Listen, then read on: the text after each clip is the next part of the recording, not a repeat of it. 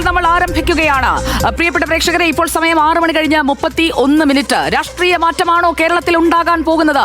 Beacon exclusive exit poll big T V ഇതാ പുറത്തുവിടുകയാണ്. Beacon exit poll ഫലങ്ങൾ ഇതാ പ്രേക്ഷകർക്ക് സ്ക്രീനിൽ കാണാം. ബിഗ് ടി വിയുടെ AI ഡ്രിവൺ മാജിക് സ്ക്രീനിൽ ആ ഫലം ഇതാ വന്നു കഴിഞ്ഞിരിക്കുന്നു. UDF 76 മുതൽ 81 വരെ സീറ്റ് നേടി അധികാരത്തിലെത്താം എന്നുള്ളതാണ് ബീക്കൺ എക്സ്ക്ലൂസീവായി നടത്തിയിരിക്കുന്ന ഈ സർവേയുടെ ഫലം. LDFന് 57 മുതൽ 62 വരെ സീറ്റുകൾ കിട്ടാം. NDAക്ക് 1 മുതൽ 5 വരെ സീറ്റുകൾ കിട്ടാം എന്നതുമാണ് ബീക്കൺ പ്രവചിക്കുന്ന ഫലം. രണ്ടാമത്തെ ഫലം നമ്മൾ പുറത്തുവിടാൻ പോവുകയാണ്. ഒട്ടും വൈകിപ്പിക്കാതെ കാത്തിരിക്കുന്ന പ്രേക്ഷകരെ ഞങ്ങൾ നിരാശപ്പെടുത്തുന്നില്ല. പീപ്പിൾ പൾസിന്റെ തെരഞ്ഞെടുപ്പ് വിധി എക്സിറ്റ് പോൾ എന്താണ്? പീപ്പിൾ പൾസ് പറയുന്നു UDF 75 മുതൽ 85 വരെ സീറ്റുകൾ നേടാം. അതായത് രണ്ടാമത്തെ സർവേയും UDF അധികാരത്തിലേക്ക് വരുമെന്നുള്ള സൂചന നൽകുന്നു. LDFന് 55 മുതൽ 65 സീറ്റ് വരെ, അതായത് കേവല ഭൂരിപക്ഷത്തിലേക്ക് എത്താൻ LDFന് സാധിക്കുന്നില്ല. NDAക്ക് 0 മുതൽ 3 വരെ സീറ്റുകൾ നേടാം എന്നുള്ളതാണ് രണ്ടാമത്തെ സർവേ ഫലം. പീപ്പിൾ പൾസിന്റെ സർവേ ഫലവും നമ്മൾ കണ്ടു കഴിഞ്ഞു. ഇപ്പോൾ കണ്ട രണ്ട് സർവേകളും UDFന് അധികാരം കിട്ടുമെന്നുള്ള സൂചന നൽകുമ്പോൾ മൂന്നാമത്തെ സർവേയിലേക്ക് നമ്മൾ വരികയാണ്. ടീം PSRന്റെ സർവേ ഫലം എന്താണ്? ടീം PSR സർവേ ഫലവും പ്രേക്ഷകരിലേക്ക്. UDF 74 മുതൽ 80 സീറ്റുകൾ വരെ നേടി അധികാരത്തിലെത്താം. LDF 56 മുതൽ 64 വരെ, NDA 0 മുതൽ 4 വരെ. ഇതാണ് കേരളത്തിന്റെ 3 സർവേ ഫലങ്ങൾ. ഇപ്പോൾ ബിഗ് ടി വി പുറത്തുവിടുകയാണ്. Beacon exclusive UDF 76 to 81, LDF 57 മുതൽ 62 വരെ, NDA 1 മുതൽ 5 വരെ. വേണുബാലകൃഷ്ണൻ, 3 സർവേകൾ, 3ഉം UDFന് കേവല ഭൂരിപക്ഷം നൽകുന്നതാണ്. തീർച്ചയായും അതെ, ഒരു സംശയമുണ്ട്. അപ്പോൾ കേരളം ഭരണമാറ്റത്തിലേക്ക് എന്നതിന്റെ വ്യക്തമായ സൂചന നൽകുന്നതാണ് ഈ 3 എക്സിറ്റ് പോൾ ഫലങ്ങളും. ദേശീയ ഏജൻസികളും സമാനമായ എക്സിറ്റ് പോൾ സർവേ നടത്തിയിട്ടുണ്ട്. അതിനെയും നാം സാഗൂതം കാണേണ്ടതും വിലയിരുത്തേണ്ടതുമാണ്. പക്ഷേ ഇതിൽ നിന്ന് വ്യക്തമാകുന്ന ഒരു കാര്യമുണ്ട്. ഇപ്പോൾ നാം പുറത്തുവിടുന്ന ഈ 3 എക്സിറ്റ് പോൾ ഫലങ്ങളിൽ നിന്നും ഒരു കാര്യം വ്യക്തമാകുന്നുണ്ട്. 80 എന്ന് പറയുന്നതിനെ ഭരണവിരുദ്ധ തരംഗമായി തന്നെയാണ് നാം കാണേണ്ടത്. ഇപ്പോൾ വലിയ ഭരണവിരുദ്ധ തരംഗം അല്ലെങ്കിൽ ചെറിയ മടുപ്പ് എന്നതിനപ്പുറത്തേക്ക് ഭരണവിരുദ്ധ തരംഗമായി കാണണം. കാരണം ഇത് എക്സിറ്റ് പോൾ ഫലങ്ങളാണ്. അത് 90 വരെ എത്താവുന്ന സാധ്യതകൾ തന്നെയാണ് കാണേണ്ടത്. മാത്രവുമല്ല LDF 50കളുടെയും 60ന്റെ ഒരു ആദ്യഘട്ടത്തിലുമായി നിൽക്കുകയാണ്. അതൊരു പക്ഷേ കാര്യമായി താഴേക്ക് പോകാനുള്ള സാധ്യതയും തള്ളിക്കളഞ്ഞുകൂടാ. അങ്ങനെയെങ്കിൽ BJPക്ക് 0 മുതൽ 5, 0 മുതൽ 4 ഇതൊക്കെ അസാധ്യമായിരിക്കാനും സാധ്യത കൂടുതലാണ്. അത് നമുക്ക് പൊതുവായൊരു ചിത്രം വരുമ്പോഴേ വ്യക്തമാകൂ. കിട്ടട്ടെ, എന്തായാലും UDF അധികാരത്തിലേക്ക് വരികയാണല്ലോ. ജോഷി കുര്യൻ, NDAക്ക് 1 മുതൽ 5 വരെയും 0 മുതൽ 3 വരെയും 0 മുതൽ 4 വരെയും, അതായത് ഒന്നും കിട്ടാതിരിക്കുകയോ പരമാവധി 5 വരെ കിട്ടാനുള്ള സാധ്യതയോ ഉണ്ട്. പക്ഷേ 3 സർവേകളിൽ ഒരിടത്തും LDF ആ ഒരു മാന്ത്രിക സംഖ്യ തൊടുന്നതായി കാണുന്നില്ല. ഇതിന്റെ സൂചന എന്താണ് ജോഷി? അല്ല, അത് LDFന്റെ ഒരു അനാലിസിസ് ഉണ്ടായിരുന്നല്ലോ കഴിഞ്ഞ ദിവസം, ഗ്രാസ് റൂട്ട് ലെവലിൽ നിന്ന് വന്ന അനാലിസിസ്. ആ അനാലിസിസിനെ സാധൂകരിക്കുന്നതാണ് ഈ 3 സർവേ ഫലങ്ങളും എന്ന് പറയേണ്ടി വരും. ടീം PSR പറയുന്ന 56 to 64, LDFന്റെ ഈ പറയുന്ന ഗ്രൗണ്ട് ലെവൽ എന്തായിരുന്നു? 59 സീറ്റുകൾ കിട്ടുമെന്നുള്ളതായിരുന്നു അവരുടെ ഗ്രൗണ്ട് ലെവൽ റിപ്പോർട്ട് എന്ന് പറയുന്നത്. അതിനെ സാധൂകരിക്കുന്നതാണ് ഈ 3 ഈ എക്സിറ്റ് പോൾ ഫലങ്ങളും സൂചിപ്പിക്കുന്നത്. അതായത് 57 to 62 പറയുന്നു ബീക്കൺ, ഒപ്പം തന്നെ ടീം PSR പറയുന്നു ഏതാണ്ട് സമാനമായ രീതിയിൽ തന്നെയാണ്. അങ്ങനെ വരുമ്പോൾ ഈ 2 മുന്നണികളും അവസാന ഘട്ടത്തിൽ കുറച്ച് റിയലിസ്റ്റിക്കായി അവസാന ഘട്ടത്തിലേക്ക് എത്തിയിരിക്കുന്നു എന്നുള്ളതാണ് നാം കരുതേണ്ടത്. കാരണം ഇന്ന് UDF ക്യാമ്പ് പ്രതീക്ഷിക്കുന്നത് 75 to 80 സീറ്റുകളാണ്. സമാനമായ രീതിയിൽ തന്നെയാണ് പറഞ്ഞു വെക്കുന്നത്. അതായത് ഈ 3 സർവേ ഫലങ്ങളും 3 എക്സിറ്റ് പോൾ ഫലങ്ങളും പറഞ്ഞു വെക്കുന്നതും ഏതാണ്ട് സമാനമായ രീതിയിൽ തന്നെയാണ്. അതിനർത്ഥം എന്ന് പറയുന്നത് അവർക്ക് കുറച്ചുകൂടി റിയലിസ്റ്റിക്കായി, നേരത്തെ പറഞ്ഞ 100, 85 അതൊക്കെ കഴിഞ്ഞ് അവർ കുറച്ചുകൂടി കണക്കെടുത്ത് വരുമ്പോൾ, അവസാന ഘട്ടത്തിലേക്ക് വരുമ്പോൾ, ആളുകളിൽ നിന്ന് കുറച്ചുകൂടെ റിയാക്ഷൻസ്, ഫീഡ്ബാക്ക് കിട്ടിത്തുടങ്ങുമ്പോൾ LDFന് ഇത്തവണ ഭരണം കിട്ടാൻ സാധ്യതയില്ല എന്ന നിലയിലേക്ക് തന്നെ LDF കണക്ക് കൂട്ടുന്നു എന്നുള്ളത് തന്നെയാണ് ഈ അവരുടെ ഗ്രാസ് റൂട്ട് ലെവലും ഈ പറയുന്ന എക്സിറ്റ് പോൾ ഫലങ്ങളും. എസ് വിജയകുമാറിലേക്ക് വന്നാൽ, എസ് വിജയകുമാർ നോക്കൂ, UDFന് പരമാവധി കിട്ടാൻ സാധ്യതയുള്ളത് 85 ആണ്, ഏറ്റവും കുറഞ്ഞത് 74 ആണ്. അപ്പോൾ നമ്മൾ ഇതിന്റെ 3 സർവേകളുടെയും ആവറേജ് എടുക്കുകയാണെങ്കിൽ UDFന് 74 മുതൽ 85 വരെ സീറ്റുകൾ കിട്ടാനുള്ള ഒരു സാധ്യത പ്രവചിക്കുകയാണ്. അതുപോലെ തന്നെ LDFന് ഏറ്റവും കുറഞ്ഞത് 55, ഏറ്റവും കൂടുതൽ 65. ഈ ഒരു റേഞ്ചിലാണ് നിൽക്കുന്നത്. എങ്ങനെ വേണം നമ്മൾ ഇതിനെ ഡീകോഡ് ചെയ്യാൻ? അതിൽ സുജിയ, ഇപ്പോൾ ദേശീയ ഏജൻസികളുടെ എക്സിറ്റ് പോൾ ഫലങ്ങൾ കൂടി വരാനുണ്ട് എന്നതുകൊണ്ട് ഞാൻ അതിലൊരു അന്തിമമായ നിഗമനത്തിലേക്ക് ഈ ഘട്ടത്തിലും എത്തുന്നില്ല.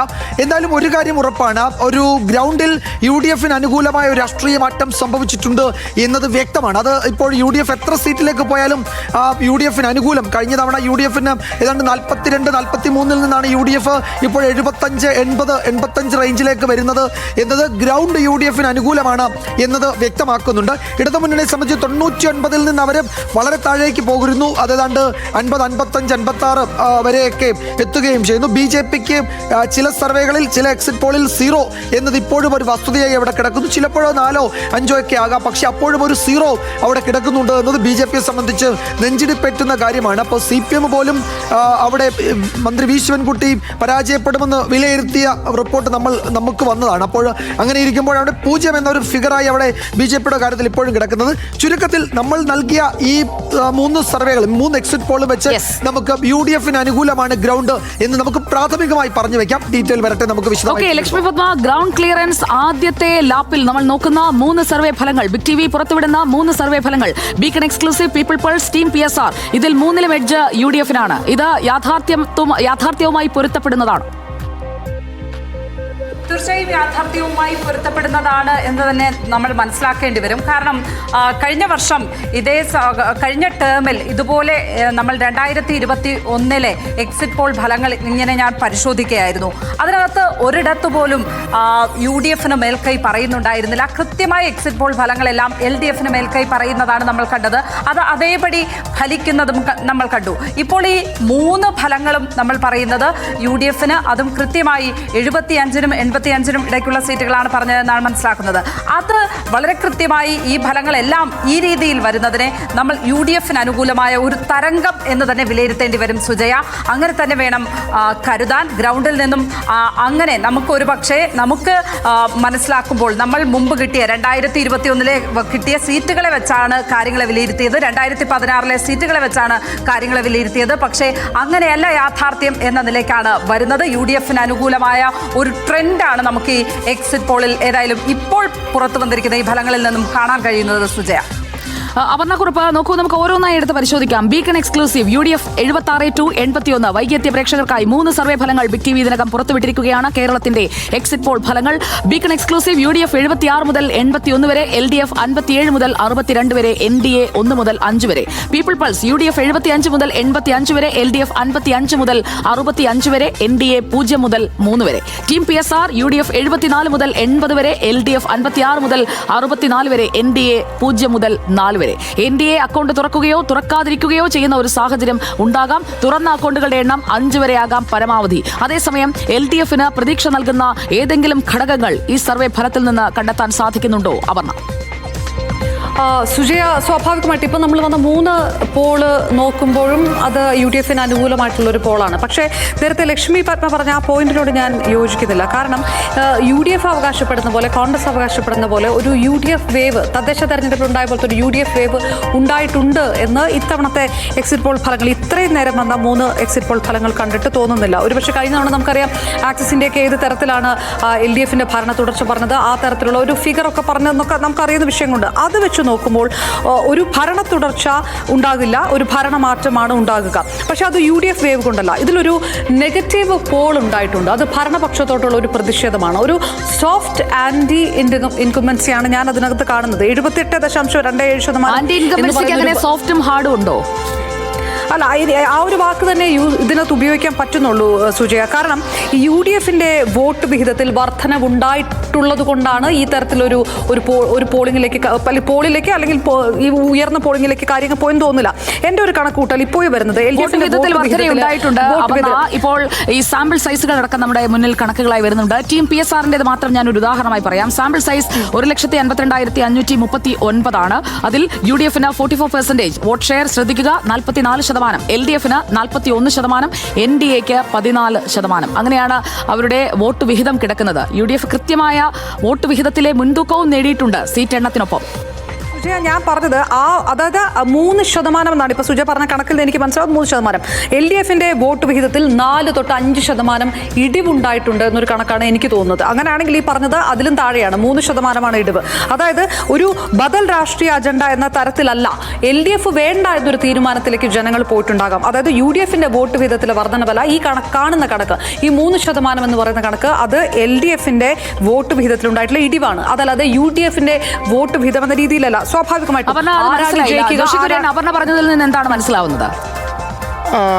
എനിക്കത് അപർണ പറഞ്ഞത് എനിക്ക് പൂർണ്ണമായി പിടികിട്ടില്ല. അപർണ തന്നെ വ്യക്തമാക്കണമെന്ന് തോന്നുന്നു. എനിക്ക് പക്ഷേ സുജി കണക്ക് പറഞ്ഞപ്പോഴേ അതെ. എനിക്ക് അതിലൊരു ഒരു അത്ഭുതാവഹമായി തോന്നിയ ഒരു കാര്യം, ഇപ്പൊ BJP NDA 14% വോട്ട് ഷെയർ അല്ലേ പറഞ്ഞത്. അതിനർത്ഥം അവർക്ക് അങ്ങനെ വോട്ട് ഷെയർ കൂട്ടാൻ കഴിഞ്ഞില്ല എന്നുള്ളതാണ്. കാരണം അവര് 20% വോട്ട് ഷെയറിലേക്കൊക്കെ എത്തുമെന്നാണ് കണക്ക് കൂട്ടിയിരുന്നത്. 0 എപ്പോഴും ഈ 0-4, 0-5 സീറ്റുകൾ എന്ന് പറയുമ്പോഴും അവിടെ ഒരു 0 കിടപ്പുണ്ട്. ആ 0 സ്വാഭാവികമായും അവരെ സംബന്ധിച്ച് വലിയ ആശങ്ക ഉണ്ടാക്കുന്നതാണ്. ഈ 14% വോട്ട് ഷെയർ എന്ന് പറയുന്നത് BJPയെ സംബന്ധിച്ചിടത്തോളം കേരളത്തിൽ എനിക്ക് അത്ര ആശാവഹമായി തോന്നുന്നില്ല, ഇത്ര വലിയ ഗ്രൗണ്ട് വർക്ക് നടത്തിയിട്ടും. സുജയ, വേണുബാലകൃഷ്ണൻ, നമ്മളിപ്പോൾ ഈ പരിശോധിച്ചുകൊണ്ടിരിക്കുന്ന കാര്യങ്ങളിൽ അപർണയാണ് ഇപ്പോൾ ഒരു ഡിഫറന്റ് ആയിട്ടുള്ള ഒരു ടേക്ക് എടുത്തത്. ഇതിൽ ക്ലിയർ ആയിട്ടുള്ള ഒരു മാൻഡേറ്റ് UDFന് കിട്ടാനുള്ള എല്ലാ സാധ്യതയും നിൽക്കുന്നു എന്നാണ് ഈ 3 സർവേകൾ, ലഭ്യമായ 3 എക്സിറ്റ് പോളുകൾ പരിശോധിക്കുമ്പോൾ മനസ്സിലാക്കാൻ സാധിക്കുന്നത്. മാത്രമല്ല, ഇതിൽ അഡ്വാൻറ്റേജ് വരുന്നത് എങ്ങനെയാണ്? ഒരു കോമ്പറ്റീറ്റീവ് ആയിട്ടുള്ള ഒരു ബൈപോളാർ ഫ്രെയിം വർക്ക് ഇതിൽ നമുക്ക് കൃത്യമായി കാണാൻ സാധിക്കുന്നില്ലേ? UDFന് മജോറിറ്റി മാർക്ക് ഒരു കംഫർട്ടബിൾ ആയിട്ടാണ് അവർ ക്രോസ് ചെയ്തിരിക്കുന്നത്, അല്ലേ? മാന്ത്രിക സംഖ്യയുടെ തൊട്ടടുത്ത് അങ്ങനെ ഒരു വരമ്പിൽ നിൽക്കുകയല്ല. കൃത്യമായ ഒരു മാൻഡേറ്റ് ഇതിൽ നമ്മൾ സൂക്ഷിച്ചു നോക്കിയാൽ കാണാൻ കഴിയുന്നില്ലേ? തീർച്ചയായിട്ടും അതെ. ഇതിലിപ്പോൾ ഒരു വ്യത്യസ്തമായ ഒരു റിസൾട്ട് പോലും വരുന്നില്ല. ഈ 3 സർവേയും ഒരുപോലെ തന്നെയാണ് UDFന് ഭൂരിപക്ഷം പ്രവചിക്കുന്നത്. വിജയകുമാർ പറഞ്ഞൊരു പ്രധാനപ്പെട്ട കാര്യമുണ്ട്, 0 എന്നത് ആശങ്ക ഉണ്ടാക്കുന്നതെന്ന്.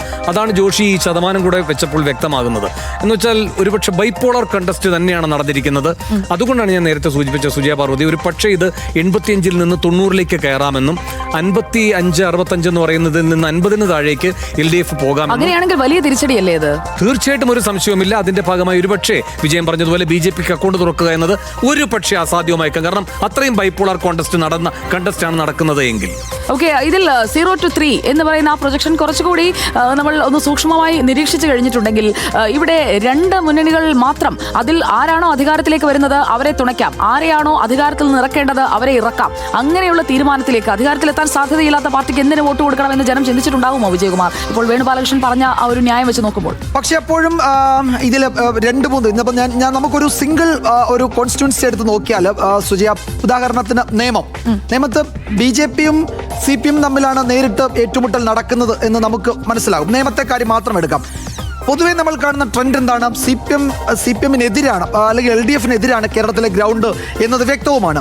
അവിടെ CPM-ന്റെ മണ്ഡല കണക്കുകൾ, ബൂത്ത് കണക്കുകൾ ആകെ അവിടെ ഒരു BJPക്ക് എഡ്ജുള്ളതാണ് എന്ന കണക്കുകളാണ് CPM-ന്റെ ബൂത്ത് ലെവൽ കണക്കുകൾ എന്ന് CPM-ന്റെ നേതൃത്വം തന്നെ വിലയിരുത്തിയിട്ടുണ്ട്. CPM-ന്റെ തെരഞ്ഞെടുപ്പ് അവലോകനത്തിൽ തന്നെ അത്തരമൊരു റിപ്പോർട്ടാണ് വന്നത്. അവിടെ അപ്പോൾ UDFന് ഒരു എഡ്ജ് ഉണ്ടായിരുന്നു. അപ്പോൾ ഇപ്പോൾ നേരത്തെ പറഞ്ഞ ത്രികോണ മത്സരം നടക്കുന്നു എന്ന സൂചനയുള്ള ചില മണ്ഡലങ്ങളിൽ ആ ത്രികോണ മത്സരത്തിന്റെ ആനുകൂല്യം UDFന് കിട്ടുന്നു എന്ന നിലയിലേക്കാണോ കാര്യങ്ങൾ എത്തുന്നത് എന്നാണ് അപ്പോൾ എൻ്റെ ഒരു സംശയം.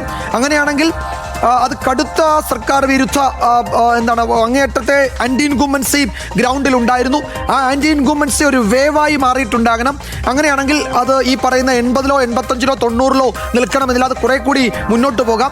അത്തരമൊരു സാഹചര്യത്തിലായിരിക്കും BJP 0 എന്ന ഫിഗറിലേക്ക് എത്തുക. അതല്ലെങ്കിൽ BJPക്ക് 1-2 സീറ്റുകൾ കിട്ടാവുന്ന എല്ലാ സാധ്യതയും നമ്മൾ ഗ്രൗണ്ടിൽ കണ്ടതാണ്. BJPക്ക് ഒരു സീറ്റ് പോലും കിട്ടാത്ത അല്ലെങ്കിൽ അക്കൗണ്ട് തുറക്കാൻ കഴിയാത്ത ഒരു സാഹചര്യം കേരളത്തിൽ ഈ തെരഞ്ഞെടുപ്പിലുണ്ട്. 14% എന്ന നിലയിലേക്ക് BJP വീണ്ടും താഴേക്ക് തന്നെയാണ് എങ്കിൽ ഉറപ്പായി നമുക്ക് പറയാം അതിശക്തമായ UDF അനുകൂല തരംഗമുണ്ട്. അത് വടക്കൻ കേരളത്തിൽ മാത്രമല്ല, തെക്കൻ കേരളത്തിലും മധ്യ കേരളത്തിലുമുണ്ട്. അങ്ങനെയാണെങ്കിൽ ഈ പറയുന്ന 80-ഓ 85-ഓ ആവില്ല, അത് VD സതീശനൊക്കെ പറഞ്ഞതുപോലെ 95-നും 100-101-നും ഇടയിലേക്ക് ഒക്കെ പോകാനുള്ള സാധ്യത പോലും നമുക്ക് തള്ളിക്കളയാൻ കഴിയില്ല. നമ്മളുടെ കണക്കുകളിൽ അത്തരം ചില സൂചനകൾ കൂടി ഒരു വരികൾക്കിടയിലൂടെ വായിക്കാവുന്നതാണ്. ഓക്കെ, അപ്പോൾ ഒരു ബൈപോളാർ സ്ട്രക്ചറിനെ കുറിച്ചാണല്ലോ നമ്മൾ പറഞ്ഞുകൊണ്ടിരിക്കുന്നത്. ലക്ഷ്മി പത്മ, അതിന്റെ ഒരു തുടർച്ചയിലേക്ക് നമ്മൾ വന്നു കഴിഞ്ഞാൽ ഒരു സൈലന്റ് വോട്ടേഴ്സ് അല്ലെങ്കിൽ ഒരു സൈലന്റ് വോട്ടിംഗ് പാറ്റേൺ പലയിടങ്ങളിലും ഉണ്ടായിട്ടുണ്ടോ എന്ന് നമ്മൾ സഞ്ചരിച്ചപ്പോഴും നമുക്കും തോന്നിയതാണ്. കൃത്യമായി ആർക്കാണ് അല്ലെങ്കിൽ ആർക്കൊപ്പമാണ്, പ്രത്യേകിച്ചും അമ്പലപ്പുഴ അടക്കമുള്ള ഇടങ്ങളിൽ ഇടതുപക്ഷത്തിനൊപ്പമാണ് എന്ന് പുറമേ തോന്നിപ്പിക്കുകയും എന്നാൽ ഇപ്പുറത്ത് G സുധാകരനെ വോട്ട് ചെയ്യുകയും ചെയ്യുന്ന ഒരു താല്പര്യം ഞങ്ങൾക്കുണ്ട് എന്ന് പറയുന്ന സൈലന്റ് ആയിട്ടുള്ള വോട്ടേഴ്സിനെ നമ്മൾ കാണുന്നുണ്ട്. മാത്രമല്ല, സർക്കാരിന്റെ വികസന പ്രവൃത്തികൾ അതൊക്കെ വളരെ നന്നായി അവർക്ക് അക്നോളജ് ചെയ്യാൻ സാധിച്ചതല്ലേ? വലിയ രീതിയിൽ അവർക്കതൊക്കെ കൃത്യമായിട്ടുള്ള PR എന്ന് വേണമെങ്കിൽ നമുക്ക് ഈ പ്രതിപക്ഷം പറയുന്നത് പോലെ പറയാം. എങ്കിൽ പോലും കൃത്യമായി അതൊക്കെ എത്തിക്കാൻ സാധിച്ചിട്ടില്ലേ? വലിയൊരു തകർച്ച LDFന് ഉണ്ടായിട്ടുണ്ടോ? സുജ, നമ്മളിത് MLA-മാരുടെ പ്രകടനം വെച്ച് നോക്കുമ്പോൾ ഇടതുപക്ഷ MLA-മാരെ കുറിച്ച് എല്ലാവർക്കും തന്നെ അതിൽ അങ്ങനെ എല്ലാവരും എന്ന് പറയുന്നില്ല എങ്കിലും ബഹുഭൂരിപക്ഷം MLA-മാരെ കുറിച്ചും വളരെ നല്ല അഭിപ്രായമാണ് ഉണ്ടായിരുന്നത് എന്ന് പറയാം. അങ്ങനെ ഒരു MLA-മാർക്ക് ആന്റി ഇൻകുംബൻസി നേരിടുന്നില്ല MLA-മാർ. പക്ഷേ നിയമസഭാ തെരഞ്ഞെടുപ്പിലേക്ക് വരുമ്പോൾ എന്താണ്, ഒരു സർക്കാരിന് വേണ്ടിയാണ് വോട്ട് ചെയ്യുന്നത് ജനം.